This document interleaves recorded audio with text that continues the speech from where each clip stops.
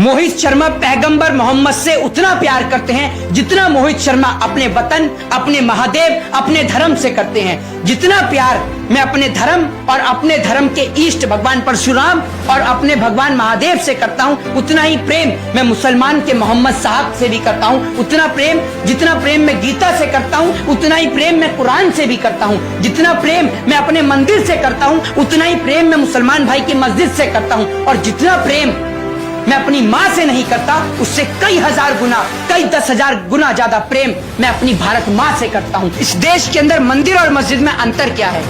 क्या मंदिर के अंदर जुए का अड्डा चलता है या मस्जिद के अंदर शराब का ठेका चलता है? कि ना हिंदुओं को मस्जिदों से कोई दिक्कत है, ना मुसलमानों को मंदिरों से कोई दिक्कत है। लेकिन अगर किसी को दिक्कत है तो वो इस देश के नेताओं को दिक्कत है तो इस देश की मीडिया को दिक्कत है, बाकी और किसी को दिक्कत नहीं है। टीवी चैनल्स अब इसी चीज के लिए बचे हैं कि कोई टीवी चैनल्स पे बैठकर मोहम्मद साहब के लिए कुछ बोल दे, कभी कोई टीवी चैनल्स पे बैठकर कोई भगवान के लिए कुछ बोल दे। क्या आखिर टीवी चैनल सब इसी काम के लिए बचे कि कोर्ट को भी 1-2 दर्जन बुलडोजर ले लेने चाहिए?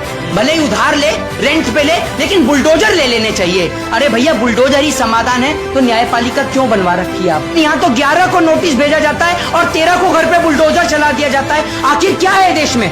संविधान है या नहीं?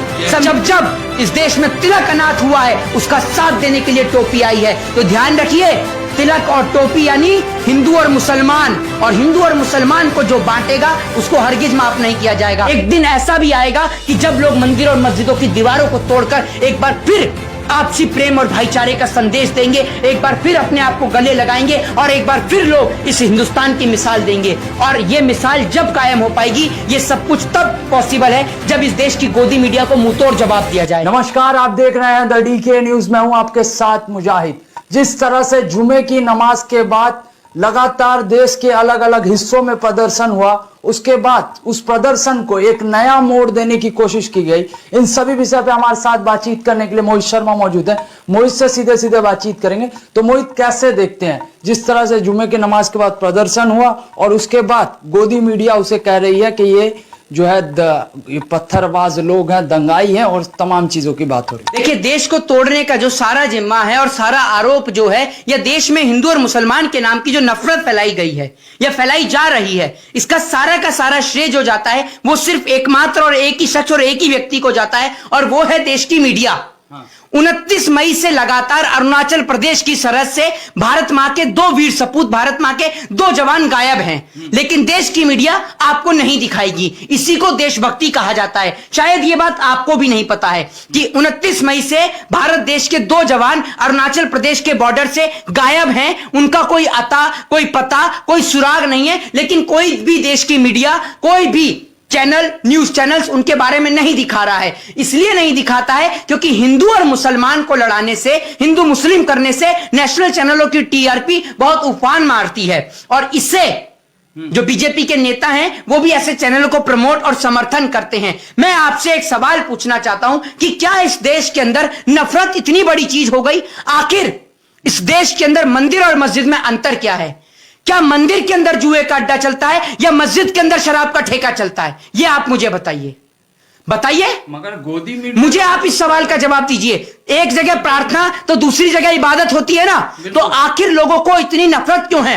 हिंदू भाइयों को मस्जिदों से नफरत क्यों है और मुसलमान भाइयों को मंदिरों से नफरत क्यों है? इस सवाल का जवाब दें। तो मैं इस सवाल का जवाब कुछ इस प्रकार दूंगा कि ना हिंदुओं को मस्जिदों से कोई दिक्कत है, ना मुसलमानों को मंदिरों से कोई दिक्कत है, लेकिन अगर किसी को दिक्कत है तो वो इस देश के नेताओं को दिक्कत है तो इस देश की मीडिया को दिक्कत है, बाकी और किसी को दिक्कत नहीं है। ये अपने चैनल की टीआरपी बटोरने के लिए पूरे देश को गुलाम बनाने में लगे हुए हैं। आपको मैं अगर एक बात बताऊं तो 1 करोड़ से ज्यादा भारतीय जो हैं वो खाड़ी के देशों में व्यापार करते हैं, खाड़ी के देशों में जाके काम करते हैं, कार्य करते हैं, जिससे भारत देश को जो है वो तकरीबन, मैं आपको बताऊं, कुछ डेटा मेरे पास में है और मैं ये आपको बताना भी चाहता हूं कि भारत को तकरीबन हर साल 55 मिलियन डॉलर भारत भेजते हैं। ये हर साल भारत को 55 मिलियन डॉलर भारत भेजते हैं, और 1 करोड़ भारतीय जो खाड़ी के देश में, ये आपको नॉर्मल से डाटा बता रहा हूं, लगभग 1 करोड़ भारतीय तो है ही हैं जो खाड़ी के देशों में जाके व्यापार करते हैं या वहां काम करते हैं, जिससे भारत देश को हर साल 55 बिलियन डॉलर का फायदा होता है और 55 मिलियन डॉलर मिलते हैं। बिल्कुल। अब अगर वो लोग हिंदुस्तान वापस आ जाएं तो क्या होगा इस देश का? इस देश के अंदर सवाल यह नहीं है कि मोहम्मद साहब के लिए कोई क्या बोलता है, महादेव के लिए क्या बोलता है। आखिर टीवी चैनल्स अब इसी चीज के लिए बचे हैं कि कोई टीवी चैनल्स पे बैठकर मोहम्मद साहब के लिए कुछ बोल दे, कभी कोई टीवी चैनल्स पे बैठकर कोई भगवान के लिए कुछ बोल दे। क्या आखिर टीवी चैनल्स अब इसी काम के लिए बचे हैं? हिंदू मुसलमान को लड़ाने के लिए बचे हैं और कोई देश के अंदर काम ही नहीं बचा हुआ है? किसी की गाय की तबीयत खराब हो जाती है, कोई डीएम की गाय की तबीयत खराब हो जाए तो मैं आपको बता दूं कि उसके लिए डॉक्टर की पूरी टीम लगा दी जाती है, 7 डॉक्टर भेज दिए जाते हैं। यहां देश में वो पता है, जहां की मैं बात कर रहा हूं पूरे देश में सबको पता है। दूसरी बात, आप आ जाइए उत्तर प्रदेश में, ठीक है, जहां पर मानव अधिकार का उल्लंघन हो रहा है, जहां पर सरासर संविधान को स्लो पॉइजन पिलाया जा रहा है। किसी के भी घर पे कभी भी बुलडोजर चला दिया जाता है। बुलडोजर इस टाइम पर, मैं बुलडोजर को लेकर यह कहना चाहूंगा, मैं खुद एक कानून का छात्र हूं, मैं कानून को मानने वाला व्यक्ति हूं, मैं लॉ का छात्र हूं, मेरे को नहीं बोलना चाहिए, लेकिन आज मैं यही कहूंगा कि कोर्ट को भी 1-2 दर्जन बुलडोजर ले लेने चाहिए। भले ही उधार ले, रेंट पे ले, लेकिन बुलडोजर ले लेने चाहिए। अरे भैया, बुलडोजर ही समाधान है तो न्यायपालिका क्यों बनवा रखी है आपने? दूसरी बात यह कि Muslim law, according to Muslim law, अब आप पूछेंगे वो जावेद जी के ऊपर जिनके घर पे बुलडोजर चला है, ठीक है ना, तो अकॉर्डिंग टू मुस्लिम लॉ यह कहता है कि आप किसी भी घर पर, अगर किसी के घर की registry, according to Muslim law, मैं आपके साथ पॉइंट्स के साथ बात करूंगा, मुस्लिम लॉ यह कहता है कि आप किसी के घर पर, अगर किसी के घर की रजिस्ट्री, किसी के घर का मकान जो है वो उसकी वाइफ के नाम पर है, तो महिला के नाम पर है, तो वो पुरुष के नाम पर नहीं हो सकता है, तो आप उस पर बुलडोजर कैसे चलाया? दूसरी बात यह कि ये जो है देश के कॉन्स्टिट्यूशन में है कि अगर आपको इस देश के अंदर अगर कहीं पे भी आप बुलडोजर चलाएंगे तो पहले आपको वहां पर नोटिस भेजना पड़ेगा। नोटिस भेजने के लिए कम से कम लीगल तौर पे 15 दिन का आपको वक्त दिया जाता है, लेकिन यहां तो 11 को नोटिस भेजा जाता है और 13 को घर पे बुलडोजर चला दिया जाता है। आखिर क्या है देश में?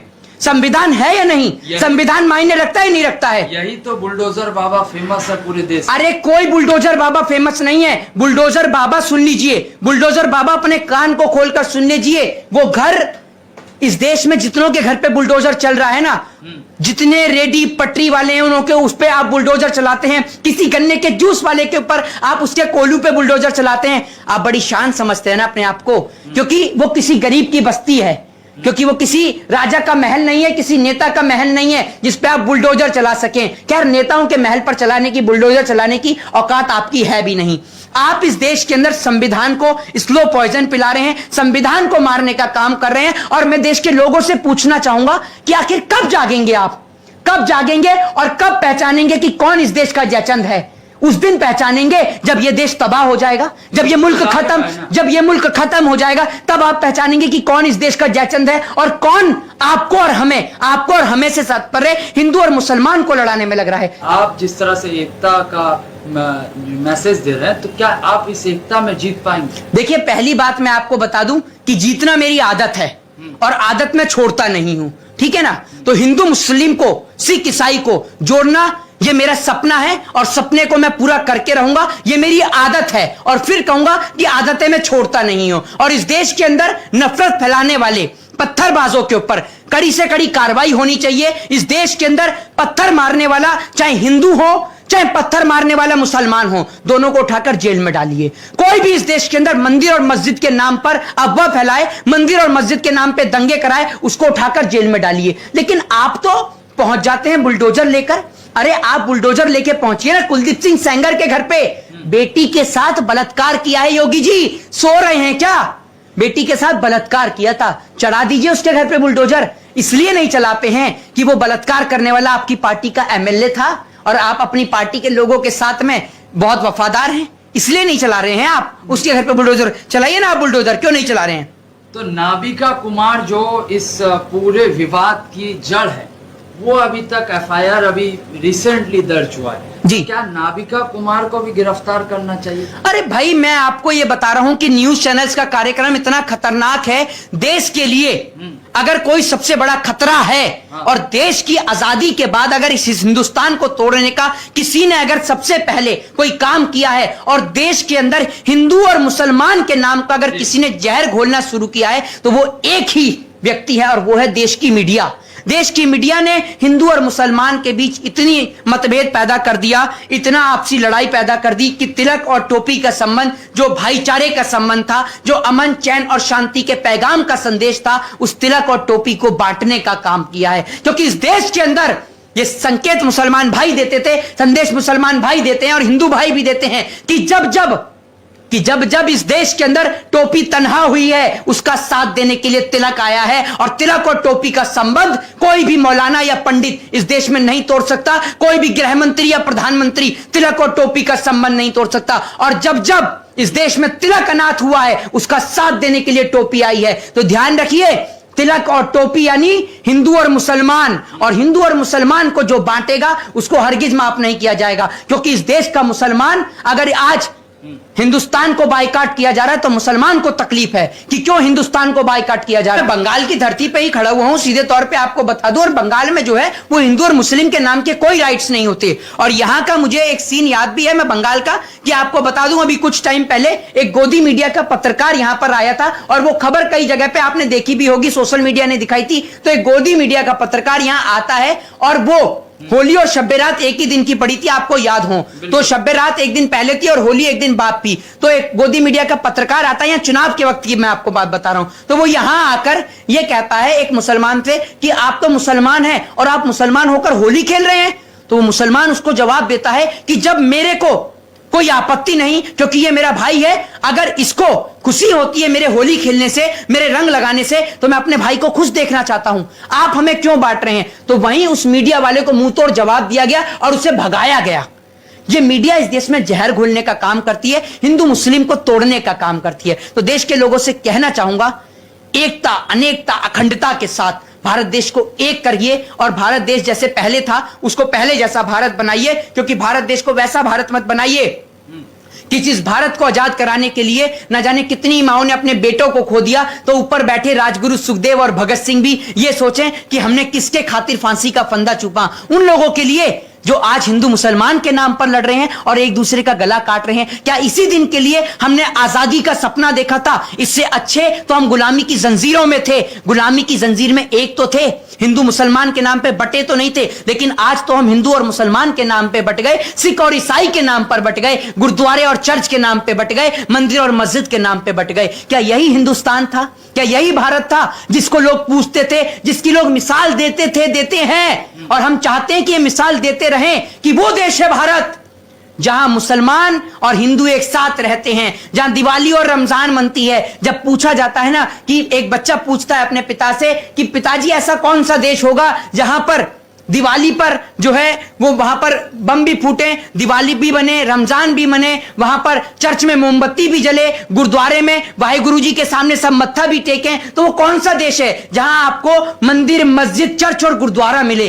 तो एक ही नाम लिया जाता था कि अगर ऐसा मुल्क देखना है और एकता देखनी है तो जाओ, चले जाओ भारत। भारत में मिलेगी आपको एकता, और ऐसी एकता मिलेगी जिसे कोई तोड़ नहीं सकता। यहां का हिंदू मुसलमान एक दूसरे के लिए मर मिटने को तैयार था, लेकिन उनके बीच जहर घोला गया, आपसी भाईचारे को तोड़ने का प्रयास किया गया। मैं कहना चाहूंगा कि इस देश का हिंदू मुसलमान एक करें प्रधानमंत्री मोदी, हम चाइना को टक्कर देंगे, हम अमेरिका से आगे निकलेंगे डेवलपमेंट के माध्यम से। और हम किसी देश से हथियार क्यों खरीदेंगे? क्योंकि हमें हथियारों की जरूरत ही नहीं। हम इस देश में प्यार का संदेश देते हैं, हम इस देश में नफरत का संदेश नहीं देते। लेकिन हमारे प्रधानमंत्री तो इतना सब कुछ होने के बाद भी चुप्पी लगाए बैठे हैं, जैसे इन्होंने मौन व्रत धारण कर लिया है। आपकी चुप्पी, अगर आप बोलेंगे तो आपके बोलने से देश में अमन, चैन और शांति हो सकती है। मोदी जी, आप बोलते क्यों नहीं है? आखिर आप चुप क्यों हैं? क्या आप आखिर यही बोलेंगे कि आप जेब में बटुआ रखते हैं, नहीं रखते हैं? देश की मीडिया प्रधानमंत्री से सवाल करती है कि आप जेब में बटुआ रखते हैं, नहीं रखते हैं। कुछ एक्टर जो ऐसे हैं जो मोदी जी से पूछते हैं कि आप आम चूस के खाते हैं, काट के खाते हैं? तो मोदी जी, आप प्रधानमंत्री इन्हीं सवाल जवाब देने के लिए बने हैं कि आम काट के खाते हैं, चूस के खाते हैं? देश की एकता के लिए बोलिए, देश के लोगों के लिए बोलिए। और जीना है तो मंदिर और मस्जिद के लिए नहीं, हिंदुस्तान के लिए जीजिए, अपने भारत देश के लिए जिए, अपने तिरंगे के लिए जिए। और अगर मरना है तो अपने भारत देश के लिए मरिए, अपने मुल्क के लिए मरिए, किसी जाति, किसी धर्म, किसी मजहब के लिए नहीं। और ये मंदिर और मस्जिद की जो दीवारें हैं ना, ये कब तक इस देश के लोगों को बांट के रखेंगी, ये हम भी देखते हैं। एक दिन ऐसा भी आएगा कि जब लोग मंदिर और मस्जिदों की दीवारों को तोड़कर एक बार फिर आपसी प्रेम और भाईचारे का संदेश देंगे, एक बार फिर अपने आप को गले लगाएंगे और एक बार फिर लोग इस हिंदुस्तान की मिसाल देंगे। और यह मिसाल जब कायम हो पाएगी, यह सब कुछ तब पॉसिबल है जब इस देश की गोदी मीडिया को मुंहतोड़ जवाब दिया जाए। वो मीडिया जो लगातार नफरत फैलाती है, नफरत के जरिए पूरे देश को बांटती है, पूरे देश में अपनी टीआरपी बटोरने के लिए, अपने पैसे लेने के लिए। अब एक पत्रकार धीरे धीरे आप देखते हैं, पत्रकार चलते चलते एक नॉर्मल गाड़ी से चलता है, कैब से चलता है, धीरे धीरे वो ऑडी में चढ़ता है, मर्सिडीज में चढ़ता है, लैम्बोर्गिनी में चढ़ता है, फरारी और जगुआर में चढ़ता है। क्या इनकम टैक्स वाले उससे पूछते हैं कि आपके पास इतना पैसा कहां से आया? क्योंकि इस देश में नफरत फैलाने वालों को लाखों करोड़ों रुपया मिलता है और प्यार देने वालों को सिवाय इस देश के अंदर गालियों के सिवा कुछ नहीं मिलता है। अगर मैं पूछूं शॉर्ट वर्ड में, मोहित शर्मा पैगंबर मोहम्मद से कितना प्यार करते हैं? मोहित शर्मा पैगंबर मोहम्मद से उतना प्यार करते हैं जितना मोहित शर्मा अपने वतन, अपने महादेव, अपने धर्म से करते हैं। जितना प्यार मैं अपने धर्म और अपने धर्म के इष्ट भगवान परशुराम और अपने भगवान महादेव से करता हूं, उतना ही प्रेम मैं मुसलमान के मोहम्मद साहब से भी करता हूं। उतना प्रेम, जितना प्रेम मैं गीता से करता हूं, उतना ही प्रेम मैं कुरान से भी करता हूं। जितना प्रेम मैं अपने मंदिर से करता हूं, उतना ही प्रेम मैं मुसलमान भाई की मस्जिद से करता हूं। और जितना प्रेम मैं अपनी मां से नहीं करता, उससे कई हजार गुना, कई 10,000 गुना ज्यादा प्रेम मैं अपनी भारत मां से करता हूं। और अगर मेरे को लड़ना है तो इस मिट्टी के लिए लड़ूंगा, किसी जाति, किसी धर्म, किसी मजहब के लिए।